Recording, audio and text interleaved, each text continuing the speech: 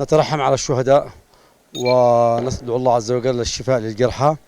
وحقيقة الذي حدث اليوم انفجار عبوة ناسفة وضعت وزرعت في مدخل مقر التجمع اليمني للإصلاح في شارع جمال، المقر الرئيسي للمكتب التنفيذي.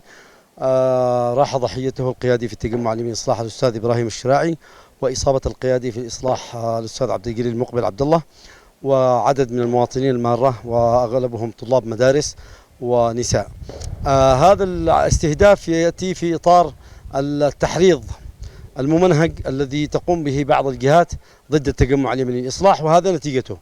وهذا العمل الإرهابي الغاشم الذي يستهدف التجمع اليمني للإصلاح يدل دلالة على أن هناك قوى لا ترغب في مدنية الإصلاح وتستهدف كل جميل في الإصلاح وكل ما يقدمه الإصلاح اليوم لحماية الشرعية ولحماية الجمهورية.